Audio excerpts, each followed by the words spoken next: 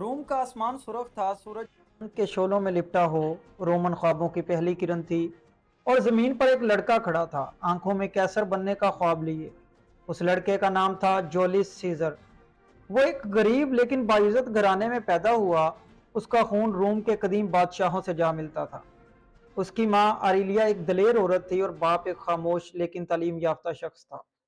Julius بچپن سے ہی عقل و دانش کا پیکر تھا۔ کتابیں، شمشیریں اور سیاست، یہ تینوں اس کی شخصیت کے ستون تھے۔ وہ جب بولتا تو دوست دنگ رہ جاتے اور جب لکھتا تو استاد حیرت میں گم ہو جاتے۔ جوانی میں قدم رکھتے ہی جولیس کو پہلی بار جنگ کی مہم پر بھیجا گیا۔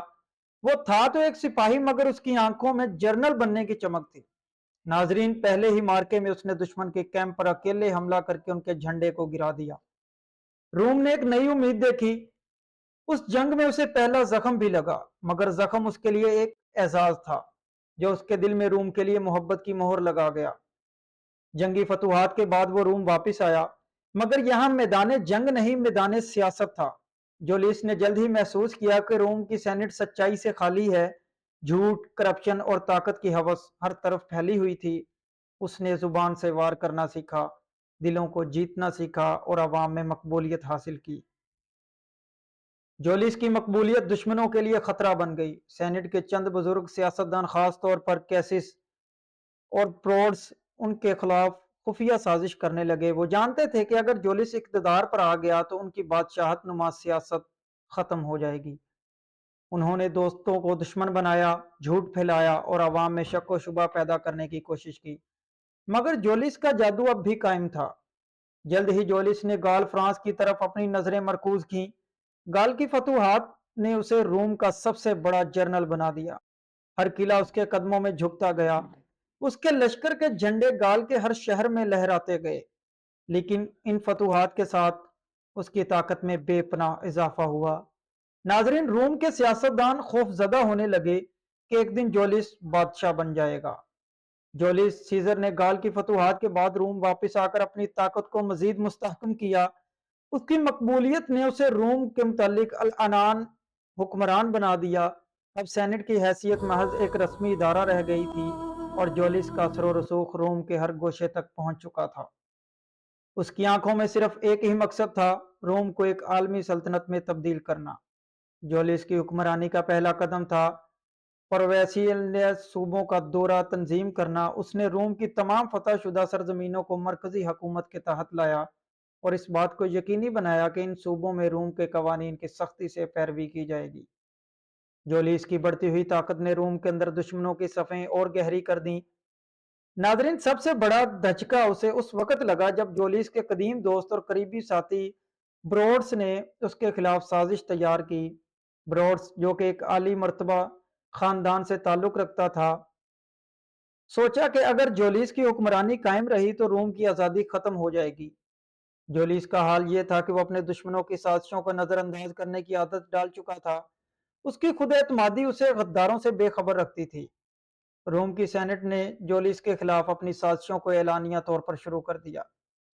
اس وقت کی سب سے بڑی سیاسی لڑائی تھی، جس میں ایک طرف روم کا عظیم جنرل تھا اور دوسری طرف سینٹ کے اراکین، جو خود کو آزاد روم کا محافظ سمجھتے تھے۔ جولیس نے فیصلہ کیا کہ اگر روم کو اپنے راستے پر چلانا ہے تو اس کو جنگ کی طرف جانا ہوگا۔ اس نے بمبئی اور کراسس جیسے اپنے سیاسی حریفوں کو شکست دی اور اس کا مقصد ایک عظیم روم بنانا تھا جس میں وہ واحد حکمران ہو۔ اس دن جولیس نے روم کے اندر ایک تاریخی اقدام کیا۔ اس نے اپنی فوج کو سینٹ کے اجلاس میں لے جا کر سیواس خود مختاری کا اعلان کیا۔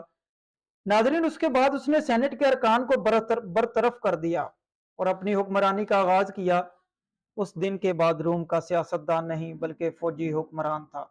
یہ ایک انقلابی قدم تھا جس نے روم کو ایک نیا سیاسی رخ دیا۔ جولیس سیزر اب رومن سلطنت کا واحد حکمران بن چکا تھا۔ اس کی حکمرانی میں روم بے شمار تبدیلیاں آئیں، جیسے جولین کیلنڈر کا نفاذ، جیسے آج بھی دنیا بھر میں استعمال کیا جاتا ہے۔ جولین مضبوط ہوتی گئی، لیکن روم کے سینٹ میں موجود کچھ لوگ اس سے خوف زدہ تھے۔ یہ خوف تھا کہ بادشاہ بن جائے گا اور روم میں جمہوریت کا خاتمہ ہو جائے گا۔ اسی خوف کی بنیاد پر ان سینیٹروں نے ایک نئی سازش تیار کی۔ ब्रोड्स, कैसिस और दीगर अहम सियासतदानों ने मिलकर जोलिस को कत्ल करने की मंसूबाबंदी की।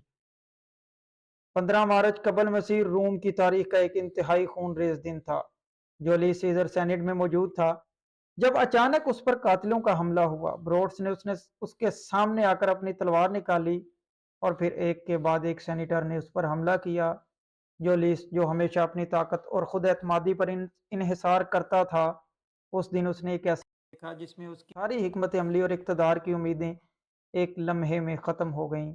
जब ब्रोड्स ने उसे कत्ल किया तो जोलिस ने आखिरी अल्फाज कहे, तुम भी ब्रोड्स। जूलियस सीजर का असर रसूख रोम की तारीख पर हमेशा के लिए छा गया। अगरचे उसकी मौत के बाद रोम में कई तब्दीलियां आईं, मगर उसकी पॉलिसियों और फतूहात का असर अब भी महसूस होता था। उसका सबसे बड़ा वर्सा उसकी फौजी हिकमत अमली, उसकी इस्लाहात और उसका वो ख्वाब था जिसमें रोम दुनिया की सबसे बड़ी सल्तनत बनकर उभरता।